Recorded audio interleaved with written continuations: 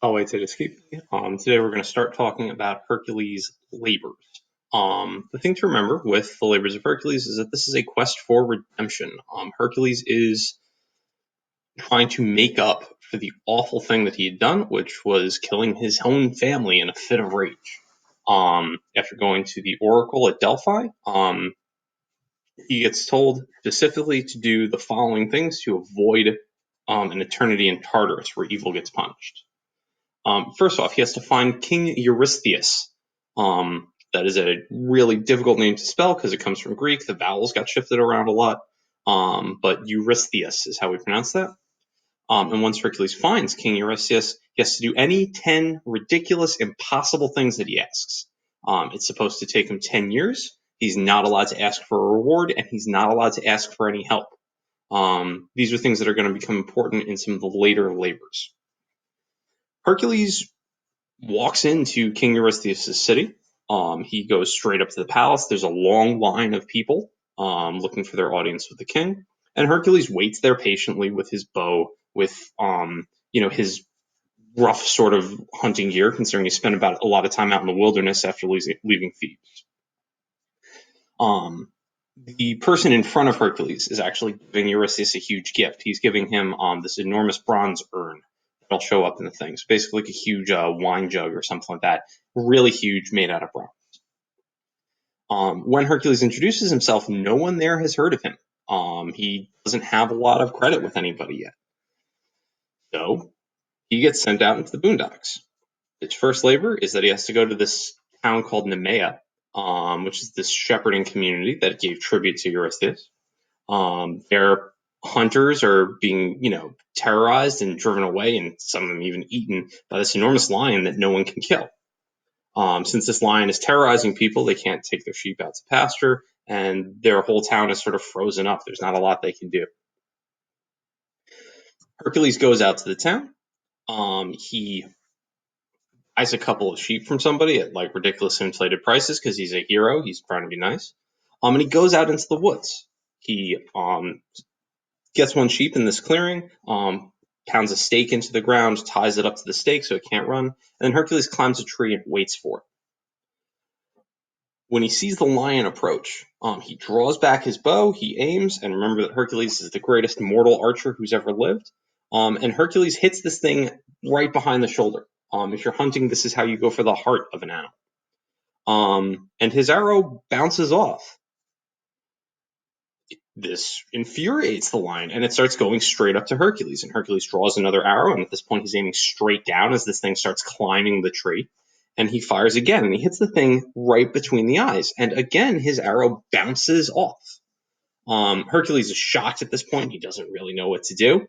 He starts going farther out onto the branch that he'd been sitting on as the lion starts climbing up for him. But Hercules is kind of heavy, and he hears a crack, and he falls out of the tree. The lion pounces down onto Hercules. It lands on top of him. Hercules takes his knife out of its sheath, holds it up against his chest with the blade pointing out, so the thing falls on it, figuring this will do it, and the blade of his knife bends as the lion lands on it. Now Hercules is completely desperate. The lion starts clawing at him, biting at him, and Hercules is trying to just hold this thing away from his neck.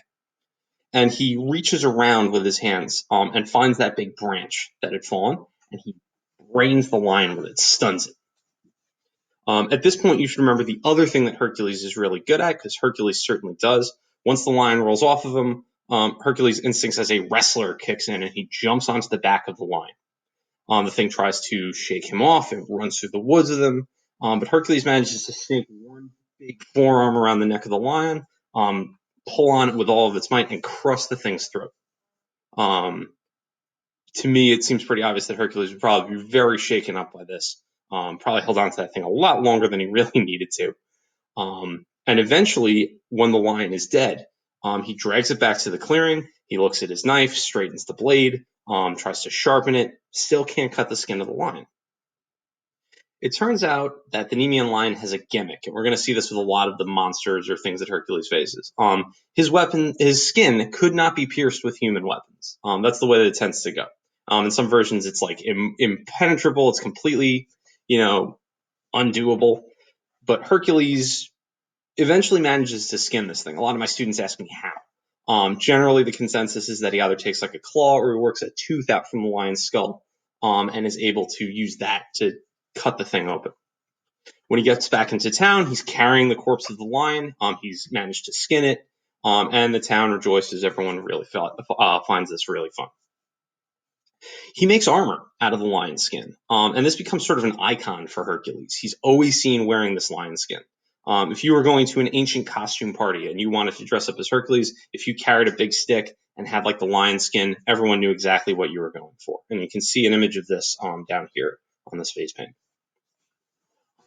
This isn't in all the books, but it's a nice humorous detail.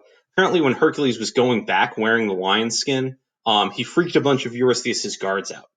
The people at the gatehouse tried to lock him out because they looked out and they just saw a lion showing up. Hercules bangs on the gate. They shoot an arrow down at him, and of course, it hits the impenetrable lion skin. And Hercules screams because he's really angry. But they see the arrow bounce off, and the guards run away. Hercules breaks open the gate, makes his way to Eurystheus, and people are running in terror from this awful man-eating lion that's come for revenge. Hercules is confused. He doesn't realize what people are scared about because nobody's talking to him. They all think he's the lion. And when he gets to Eurystheus, Eurystheus is hiding in that big bronze urn that I'd mentioned before, somebody else giving it to him. There are pictures of this. I don't think I've included one in our slides, unfortunately. But that's sort of the conclusion to this. More on the next labor in the next video.